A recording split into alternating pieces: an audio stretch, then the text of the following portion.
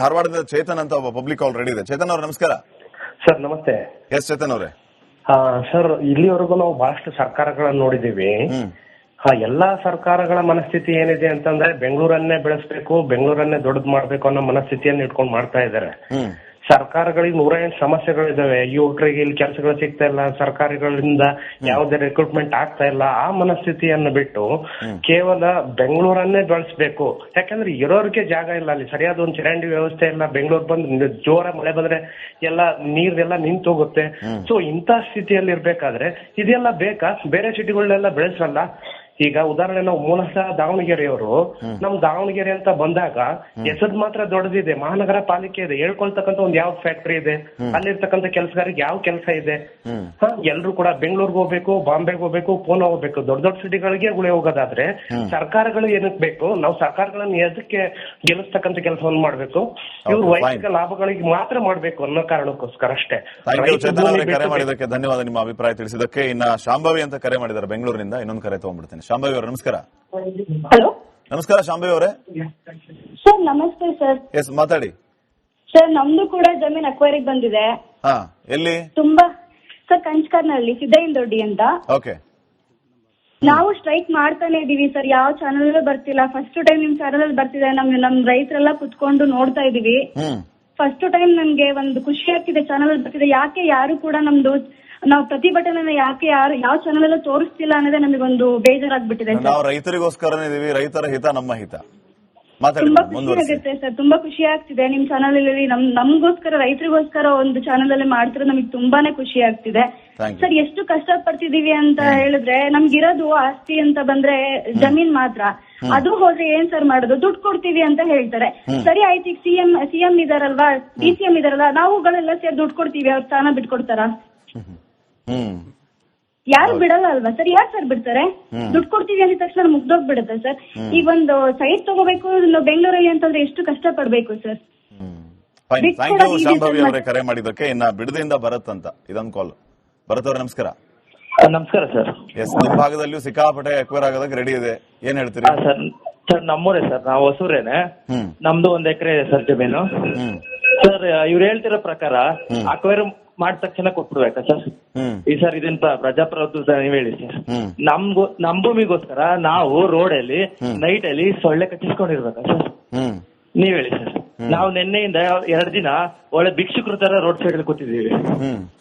ಅಲ್ಲ ಸರ್, ನಾನು ಹೇಳ್ತಿರೋದು ಇವ್ರು ಕಟ್ಟಿದ ರೈಟ್ಗೆ ನಾವು ಕೊಡ್ಬೇಕು ಅಂದ್ರೆ ನಾವು ಚೀನಾ ದೇಶಕ್ಕೆ ಹೋಗ್ಬಿಡ್ಬೇಕು ಸರ್. ಅಲ್ಲೇ ತರ ಗೌರ್ಮೆಂಟ್ ನಮ್ಗೆ ಕೊಟ್ಬಿಡ್ಲಿ ಸರ್, ಲೀಸ್ ಕೊಟ್ಬಿಡ್ಲಿ, 10 ವರ್ಷಕ್ಕೆ ಲೀಸ್ ಹಾಕೋತೀವಿ, ಕೂಲಿ ಮಾಡ್ತೀವಿ, ನಾವು ಹೋಗ್ತೀವಿ ಸರ್. ಸರ್ ಈಗ ನಾವ್ ಅಮ್ಮ ಏನ್ಕೊಳ್ಳಿ ಸರ್, ನಮ್ಮ ಅಮ್ಮ ಏನಂತಾರೆ, ನೀನ್ ನೋಡ್ಕೊಳ್ಳ ಅಂದ್ರೆ ಪರವಾಗಿಲ್ಲ ಬಿಡೋ, ನಾನು ಹೊಸ ಕಟ್ಕೋತೀನಿ, ನಾನ್ ಜೀವನ ಕಟ್ಕೋತೀನಿ, ನೀನ್ ನಂಬ್ಕೊಂಡು ಯಾವನ್ ಇದನ್ನ ಇಲ್ಲಿ ಇರ್ತಾರೆ. ನಮ್ಮೂರಲ್ಲಿ ಎಷ್ಟೋ ಜನ ಸರ್ ಕೂಲಿ ಹೋಗ್ತಿರ್ತಾರೆ ಸರ್, ಬರೀ 350-400ಕ್ಕೆ ಕೂಲಿ ಹೋಗ್ತಾರೆ ಸರ್. ಜಮೀನ್ ಇಲ್ಲ ಅವರಿಗೆ. ಸುತ್ತಮುತ್ತ ಎಷ್ಟು ಹಳ್ಳಿ ಸರ್ ಹಸ್ಗಳೆಲ್ಲ ಕಟ್ಕೊಂಡಿದ್ದಾರೆ ಸರ್, ಇದು ನಂಬ್ಕೊಂಡು. ಇವ್ರು ಹೇಳ್ತಾರೆ ಸರ್ ಬಂಜರು ಭೂಮಿ ಅಂತಾರೆ ಸರ್. ಬನ್ನಿ ಸರ್ ನಮ್ ಭೂಮಿಲಿ ನೋಡ್ಲಿ ಸರ್, ನಮ್ದೇನೆ ಫುಲ್ ಬಾಳೆ ಇದೆ ಸರ್. ನೀರು ಸರ್ 150-200 ಅಡಿಗೆಲ್ಲ ಸಿಗುತ್ತಿದೆ ಸರ್. ಬೈಮಂಗಲಕ್ಕೆ ಹೋದ್ರೆ 10 ಅಡಿಗೂ ಸಿಗುತ್ತೆ ಸರ್ ನೀರು. ಓಕೆ, ಥ್ಯಾಂಕ್ ಯು ಭರತ್ ಅವರೇ ಕರೆ ಮಾಡಿದಕ್ಕೆ. ಕರೆ ಮಾಡಿ ಅಭಿಪ್ರಾಯ ತಿಳಿಸಿದ ಎಲ್ಲರಿಗೂ ಕೂಡ ಧನ್ಯವಾದ. ನಾನು 30 ಸೆಕೆಂಡ್ಸ್ ಮಾತಾಡ್ಬಿಡ್ತೀನಿ. ಏನು ಅಂತ ಹೇಳಿದ್ರೆ, ಏನಕ್ಕೆ ಸರ್ಕಾರಕ್ಕೆ ಯೋಜನೆಗಳು ಅರ್ಥ ಆಗ್ತಿಲ್ಲ ಅಂತ ಹೇಳಿದ್ರೆ, ಸಿಟೀಸ್ ಆರ್ ಇಂಜನ್ಸ್ ಆಫ್ ಎಕಾನಮಿ ಅಂತಕ್ಕಂಥದ್ದು ಒಂದು ದೊಡ್ಡ ಥಿಯರಿ. ಅದು every city is an engine of economy ಅಂತ ಹೇಳ್ತಾರೆ. ಅದೇ ರೀತಿ SM ಕೃಷ್ಣ ಅವರನ್ನು ಯೋಚನೆ ಮಾಡ್ಕೊಂಡಿದ್ರು, ಸರಿನೇ ಅದು. ಆದ್ರೆ ನೀವು ಒಂದು ರಾಜ್ಯಕ್ಕೆ ಒಂದೇ ಇಂಜನ್ ಸಾಕಾ? ಆದ್ ಇಂಜನ್ ದೊಡ್ಡ ಮಾಡ್ಕೊಂಡು ಹೋಗ್ತಿರ್ತೀವ ಅಥವಾ ಮಲ್ಟಿಪಲ್ ಇಂಜನ್ಸ್ ಮಾಡೋದು ಒಳ್ಳೇದಾ ಅಂತಕ್ಕಂತಹ ಯೋಜನೆ. ಅಂದ್ರೆ ನೀವು ನೀವು ಮಾತಾಡ್ತಿದ್ದೀವಿ ಅಂದ್ರೆ, ಮಹಾರಾಷ್ಟ್ರಕ್ಕೆ 6 ಸಿಟಿ ಇದೆ, ತಮಿಳುನಾಡಿಗೆ ಹೋದ್ರೆ 8 ಸಿಟಿ ಇದೆ, ಗುಜರಾತ್ಗೆ ಹೋದ್ರೆ 8 ಸಿಟಿ ಇದೆ. ಅದೇ ವೆಸ್ಟ್ ಬೆಂಗಾಲು ಅಥವಾ ಕರ್ನಾಟಕಕ್ಕೆ ಬಂದಾಗ ಒಂದೊಂದೇ ಸಿಟಿ ಇರತಕ್ಕಂತಹದ್ದು ನಮ್ಮ ಇನ್ಕಮ್ ತಂದು ಕೊಡ್ತಕ್ಕಂತಹದ್ದು. ಆದ್ರೆ ಇದೇ ಒಂದು ಸಿಟಿ ಮೇಲೆ ನಾವು ಒತ್ತಡ ಹಾಕಿದ್ರೆ ಖಂಡಿತವಾಗ್ಲೂ ಅಕಸ್ಮಾತ್ ಫಾರ್ XYZ ರೀಸನ್ ಯಾವುದೋ ಒಂದು ಕಾರಣಕ್ಕೆ ಫೇಲ್ ಆಯ್ತಪ್ಪ, ಪ್ರಕೃತಿ ವಿಕೋಪಕ್ಕೂ ಅದು ಯಾವ್ದು ಅಂದ್ರೆ ಅರ್ಥ ಏನಂದ್ರೆ ರಾಜ್ಯ ಫೇಲ್ ಆಗ್ಬಿಡುತ್ತೆ. ಅದರಿಂದಾಗಿ ಏನ್ ಯೋಜನೆ ಮಾಡ್ಲಿಕ್ಕೆ ಹೊರಟಿದ್ದಾರೆ, ಬೆಂಗಳೂರು ಮಾತ್ರ ಒತ್ತಡ ಏನ್ ಏರಕ್ಕೆ ಹೊರಟಿದ್ದಾರೆ. ನೀವು 6 ಕೋಟಿ ಪಾಪ್ಯುಲೇಷನ್ ಮಾಡ್ತೀರ ಬೆಂಗಳೂರ್ದು, ಆದ್ರೆ ನಿಮ್ಗೆ 6 ಕೋಟಿ ಪಾಪ್ಯುಲೇಷನ್ ಇಷ್ಟು ಫ್ರೀಸ್ ಮಾಡ್ತೀನಪ್ಪ ನಾನು, ಏನೋ ಒಂದು ಯೋಜನೆ ಮಾಡಿ ಅಂದ್ರೆ ಫಿಕ್ಸ್ ಮಾಡಿ. ವಿಚಾರ ಏನು ಅಂದ್ರೆ, ನಿಮ್ 100 ವರ್ಷಕ್ಕೆ 200 ವರ್ಷಕ್ಕೆ ಕಲ್ಪನೆ ಇಟ್ಕೊಳ್ಳಿ. ಮಾನ್ಯ ಕೆಂಪೇಗೌಡರು ಆವತ್ತು ಬೆಂಗಳೂರು ಕಟ್ಟಿದಾಗ 450 ವರ್ಷ ಈ ನಗರಕ್ಕೆ ಯಾವುದೇ ರೀತಿ ಆತಂಕ ಆಗದಿದ್ದಂಗೆ ಮಾಡಿದ್ರು. ನಿಮಗೆ ಅಕಸ್ಮಾತ್ ಅದರಲ್ಲಿ 1% ಅವ್ರು ಯೋಚನೆ ಮಾಡ್ರಿ ಮುಖ್ಯಮಂತ್ರಿಗಳೇ. ನೀವು 8 ವರ್ಷ ಮುಖ್ಯಮಂತ್ರಿಗಳಾಗಿರೋ 17 ಬಜೆಟ್ ಕೊಟ್ಟಿರೋರು ನಿಮಗೆ ಇಷ್ಟು ವಿಷನ್ ಇಲ್ಲ ಅಂತಂದ್ರೆ ನೀವು ನಾಲಾಯಕ್ ಅಂತ ಹೇಳ್ಬಿಡಿ. ಇನ್ನು ನಾಲಾಯಕ್ ಅಂತ ಹೇಳಿ, ಅಥವಾ ನೀವು ಬೆಂಗಳೂರು ನಗರಾಭಿವೃದ್ಧಿ ಸಚಿವರು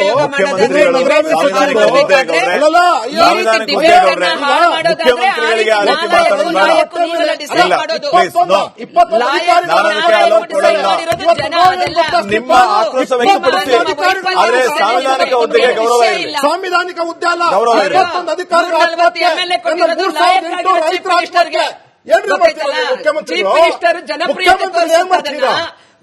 ಚರ್ಚೆ ಮಾಡಿ ಅದಕ್ಕೆ 36 ತಿಂಗಳಲ್ಲಿ ರೈತರ ಪರ ಇಲ್ಲ ಅಂದಿದ್ರೆ ಅನ್ನ ಕೊಡಬಾರ್ದು, ಸರ್ಕಾರ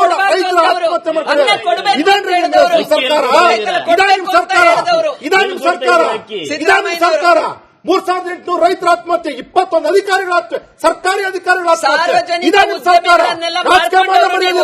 ಸಾರ್ವತ್ರೀಕರಣಗೊಳಿಸಿದ್ದು ಕಾಂಗ್ರೆಸ್ ಪಾರ್ಟಿ, ನ್ಯಾಷನಲೈಸ್ ಮಾಡಿದ್ದು ಬ್ಯಾಂಕ್ಗಳನ್ನು ಕಾಂಗ್ರೆಸ್ ಪಾರ್ಟಿ,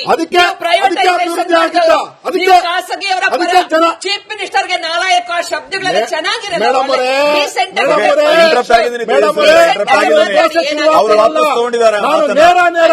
ನೇರ ಮಾತಾಡೋಣ, ದೋಸೆ ನೇರ ಟೀಕೆ ಮಾಡ್ತೀನಿ. ನಾವು ಅನುಭವಿಸಿಲ್ಲ. 33 ವರ್ಷ ಅಕ್ಕ ಒಂದು ನಿಮಿಷ ಹೇಳ್ಬಿಡ್ತೀನಿ. ಸಿದ್ದರಾಮಯ್ಯನಿಗೆ ಹೇಳ್ತಾ ಇದ್ದೀನಿ, 33 ವರ್ಷ ಕೇಳಿಸ್ಕೊಳ್ರಿ ಅಕ್ಕ, ಕೇಳಿಸ್ಕೊಳ್ಳಿ. 33 ವರ್ಷ ತಮ್ಮ ಆಡಳಿತ, 33 ವರ್ಷ ಆಡಳಿತ, 8 ವರ್ಷ ಮುಖ್ಯಮಂತ್ರಿ, 17 ಬಜೆಟ್. ನಿಮಗೆ ದೂರಾಲೋಚನೆ ಇದೆಯಾ ದುರಾಲೋಚನೆ ಇದೆಯಾ? ದಯವಿಟ್ಟು ಸ್ಪಷ್ಟ ಮಾಡಿ. ನಾವು ಕಟ್ಟಿರ್ತಕ್ಕಂಥ ಬೆಂಗಳೂರನ್ನು